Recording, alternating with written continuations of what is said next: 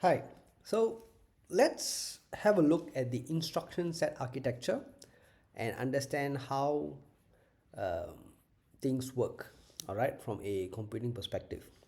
Now, what is an instruction set architecture? It is basically the abstraction, correct, of an interface, correct, between what we call the software and the hardware. Okay, now let me skip a bit. Okay, now we are going to be going through in more detail assembly language and how we translate to machine code. But as what we already know, correct, when we write code, all right, almost in all cases right now we uh, go with the high level languages like C programming, all right, but at the hardware level, correct, the hardware level of course only understands this ones and zeros, and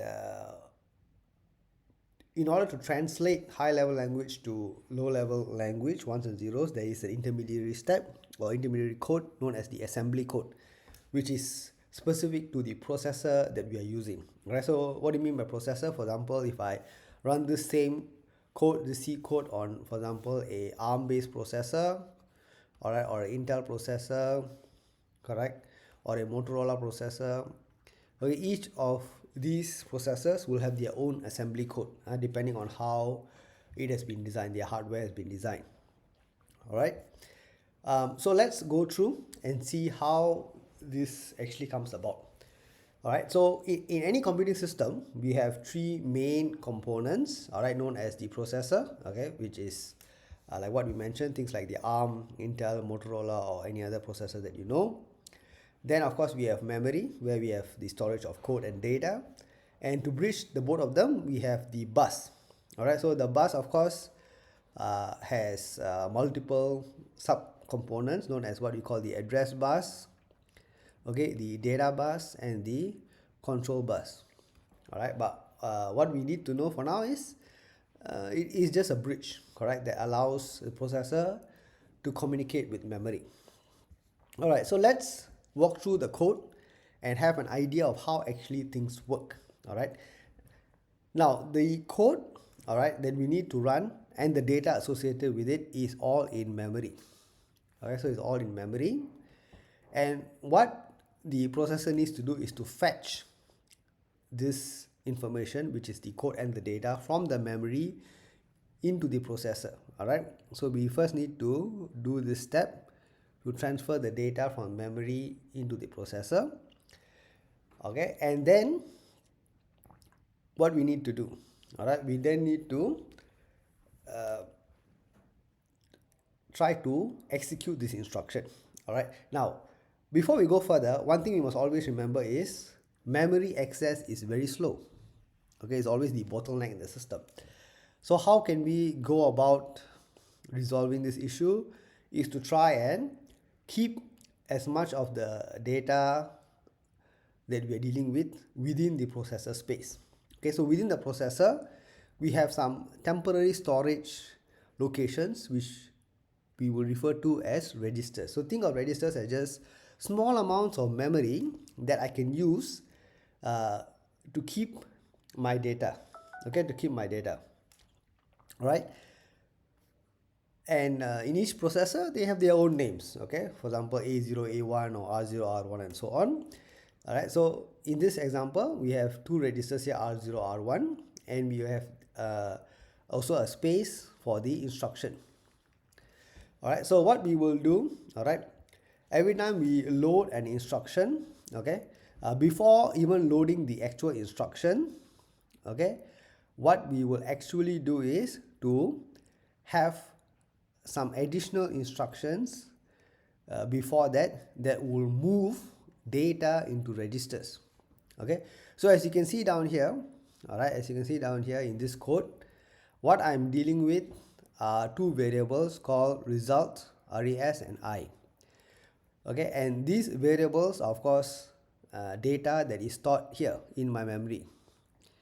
All right, now what I want to do is I do not want to keep going to the memory and coming back every time, all right, to fetch and update my data. So I want to first take a copy of whatever data that I have and move it into my internal register space. Alright, so this load I into R0, load res into R1. What am I doing? I'm actually moving my data from memory into my internal register space. Okay, that is part of the processor. Alright, so here we have learned two new keywords, load and store. Alright, so load is to move data from memory to my processor. Store is the other way around, from internal processor space to the memory. Alright, now what is the next step? Okay, now once I am done with that, so as you can see, these two instructions is to first load I and load result into both my two internal registers R0 and R1, and subsequently what I can do, I can execute my instructions. Okay, now what do you notice here?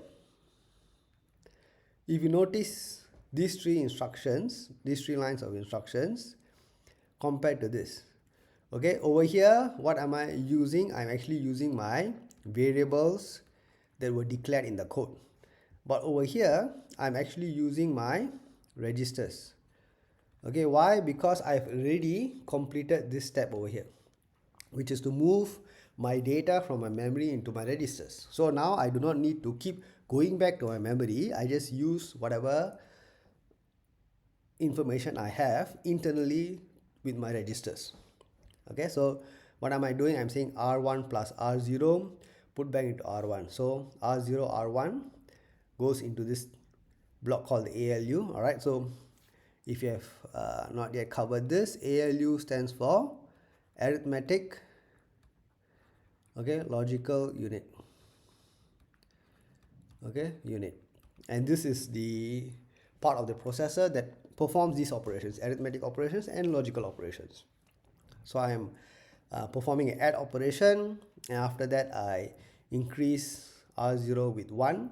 So in this case you can see that so if you look at this slide, the ALU takes in two inputs, okay, both from registers.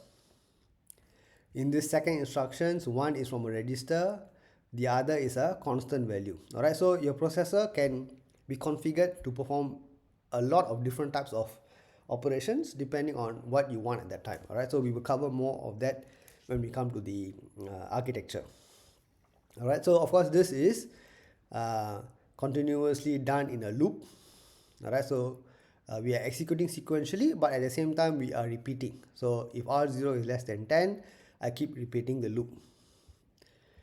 Okay, so this continues on, all right, through a loop. Okay, so as you can see down here, I keep on incrementing my R0. Okay, R0 equals R0 plus 1. Okay, and at some point of time, what will happen is I will I mean, as long as I satisfy this condition where R0 is less than 10, I will repeat the loop. All right, and then once that is no longer satisfied, I will exit from the loop. All right, now, okay, so this gives you an example where I have kept on repeating the loop until a point of time when R0 is now 10. All right, so when R0 is already 10, this condition is no longer satisfied, which means I will now exit the loop. Okay, so when I exit the loop, I'm supposed to come to the next line, and in the next line, what do? I need to make sure that the original variables are updated, and the original variables are not R0, R1, they were actually my I and result. Okay, so what I need to do, whatever data that I have in R0, R1, I need to now transfer that data back into I and result, which are the variables in the memory space. Alright, okay, so this gives you an idea, correct, of how a processor works. The first step is we take data from memory into internal register space, perform all our computation. Once we are done, we transfer the results from the register space back to the memory. Alright, so this is a short video just to explain this concept. Alright, and in the next video, we will go through other concepts, alright, to give you a better understanding of how a processor works from the ground up. Thank you. Bye.